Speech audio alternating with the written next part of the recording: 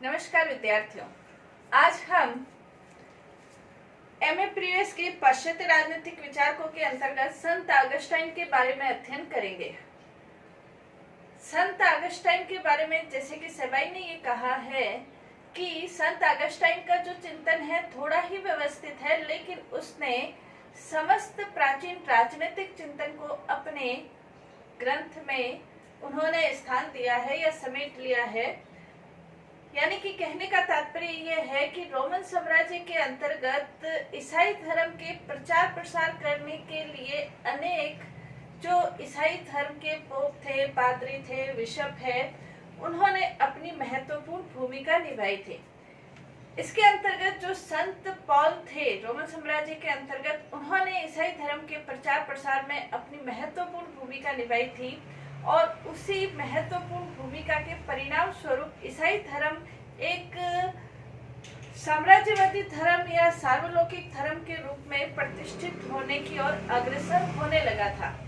और इसी सिलसिले में जब ये ईसाई धर्म का प्रचार प्रसार चल रहा था तो उस समय एक रोमन सम्राट थे, कांस्टेंटाइन करके एक रोमन सम्राट थे। उन्होंने ईसाई धर्म को अपना राष्ट्र धर्म घोषित कर लिया और जब ईसाई धर्म को अपना राष्ट्र धर्म घोषित कर लिया, उसके बाद ईसाई धर्म का और प्रचार प्रसार शुरू हो गया था। और अनेक रोमन सम्राटों ने, जिसमें वेल्शियन भी एक रोमन सम्राट थे, उन्होंने भी ईसाई धर्म को प्रचार करने के लिए वहां के बिशप को सर्वोच्च धर्माचार्य घोषित कर दिया था और अपने राजनीतिक कार्यों के लिए भी जो ईसाई धर्म के बिशप थे, पोप थे, पादरी थे, उनसे सलाह मशवरा लेते थे।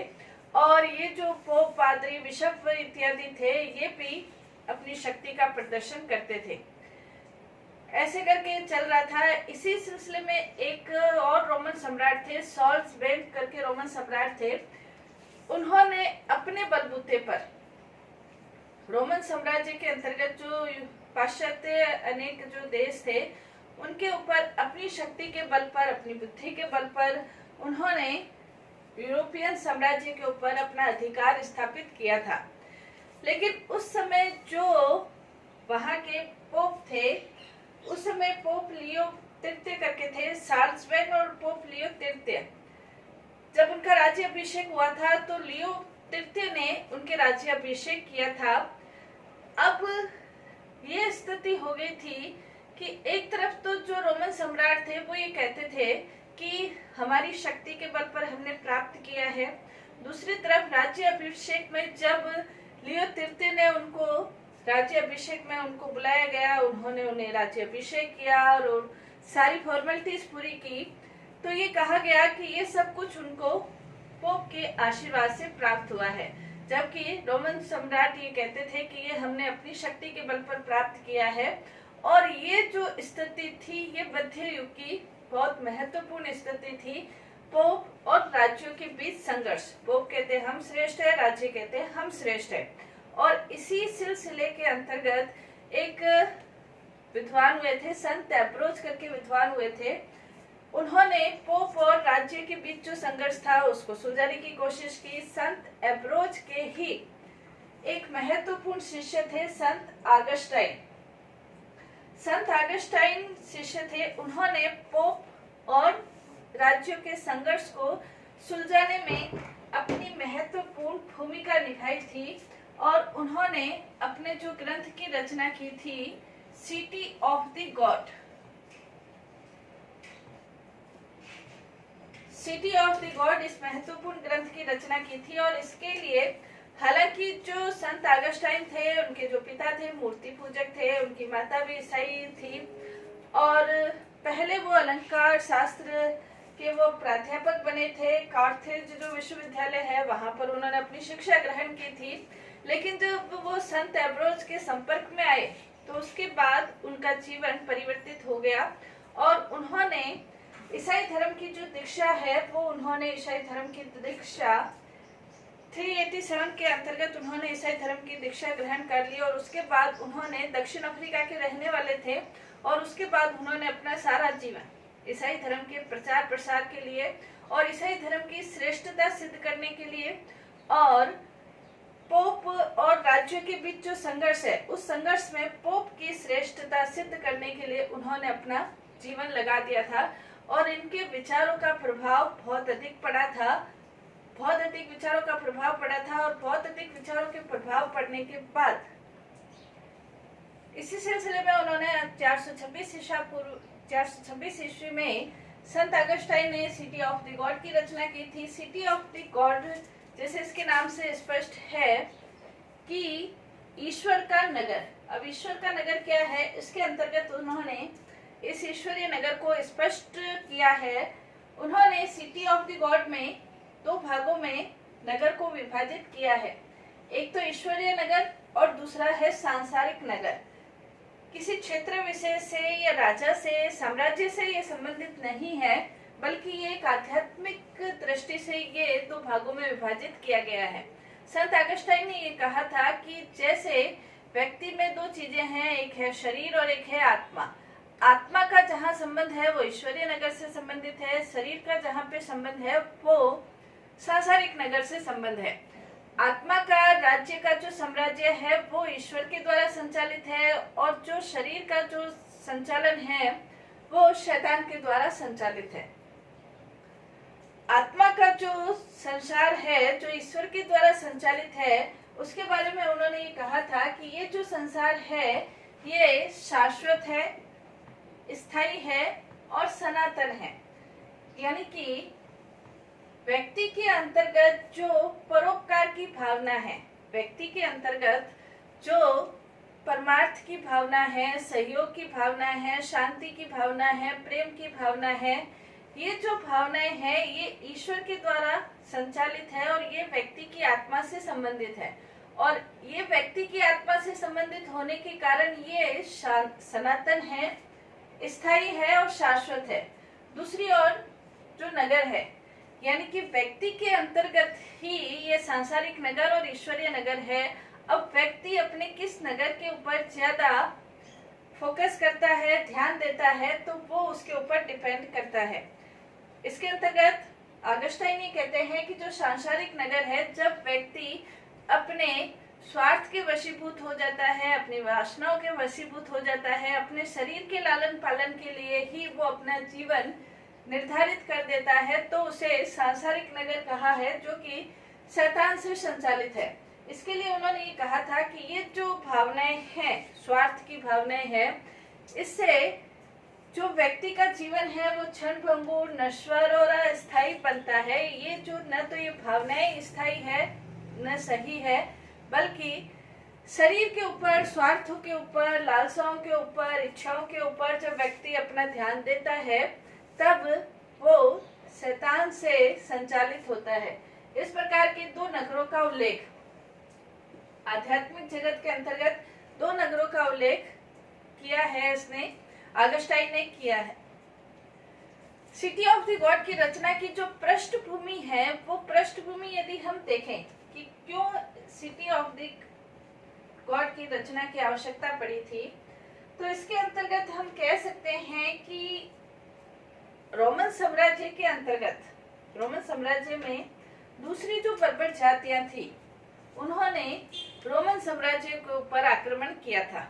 और जैसे लोथो है या लाविक है, इस तरह की जो बर्बर जातियां थी, इन्होंने रोमन साम्राज्य के ऊपर आक्रमण करके रोम को, अधिकतर भाग को अपने ऊपर, अपने अधीन कर लिया था, उनके ऊपर शासन कर लिया था। अब क्या हुआ, जब दूसरी जातियों ने, जिन्हें इन्होंने बर्बर जातियां कहा है, उन्होंने जब इसके ऊपर, साम्राज्य के ऊपर अधिकार कर लिया, तब ये सोचा गया कि ये आरोप भी लगने लगे कि हमने अपने धर्म को विमुख करके या विस्मृत करके ईसाई धर्म को ग्रहण किया है, और दूसरा हमने अपने इष्ट देव की पूजा करना छोड़ दिया है। तो कहने का मतलब सीधा सीधा जो आरोप लग रहा था वो ईसाई धर्म के ऊपर लग रहा था कि ईसाई धर्म को स्वीकार करने के कारण रोमन साम्राज्य की वर्तमान समय ये स्थिति हुई है। संत अगस्टाइन जैसे प्रचारक, ईसाई धर्म के जो प्रचारक थे, वो इस चीज को बिल्कुल भी स्वीकार नहीं कर सकते थे कि ईसाई धर्म के ऊपर इस तरह के आरोप लगे। और इसी पृष्ठभूमि में सिटी ऑफ द गॉड की उन्होंने रचना की।